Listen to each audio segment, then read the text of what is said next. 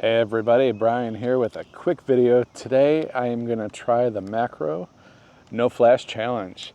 I am by some onion plants that are growing in my yard, and there are quite a few bumblebees and honeybees kind of flying in and out. So I'm going to see what I can do late afternoon just using no flash. For no flash photography, I am going to put it in aperture priority mode, and I'm going to keep it around f10, but I'll go anywhere from f8 up to f12, f13. I have my minimum shutter speed with auto ISO set up to go not below 1/400th of a second. I have the ISO allowed to go up to 3200, so I might end up with some high ISO images that will have to do some cleanup, but we'll see how the pictures turn out. So if we end up getting some good shots here, I will share them with you.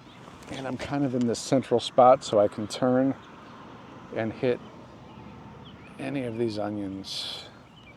And I'm just going to check my focus.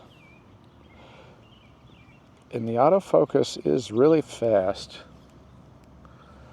going from flower to flower, so I might stick with the autofocus using the back button and continuous shooting mode on the trigger.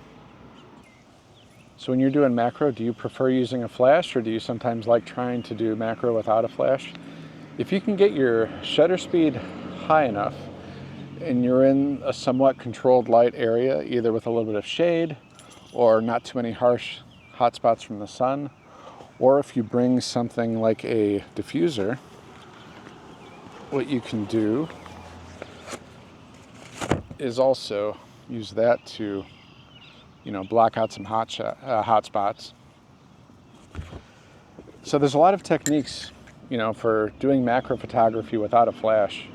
If you watch a lot of YouTube photographers, it might seem like you have to have a flash for macro photography.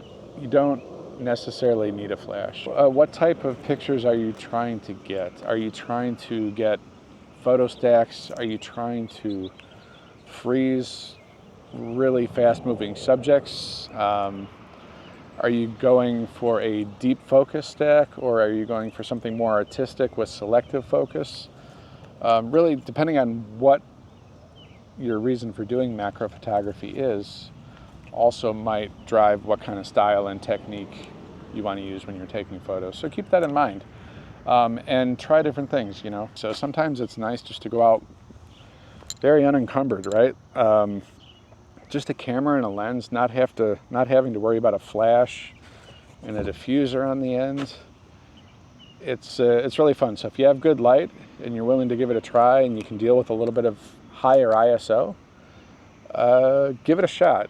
I think it can be much more of an enjoyable experience and relaxing if you're not worrying about all the gear and everything else, and just going out with a camera and a lens. Don't get stuck just doing it one way. Try and experiment, try different things. Don't be afraid of maybe a higher ISO, and just going with a minimum shutter speed and aperture priority. That's one approach. Or try manual and control both the shutter speed and the aperture. There's a lot of different things you can do, right, just to get the right exposure. Thanks for joining me, and we'll see you next time.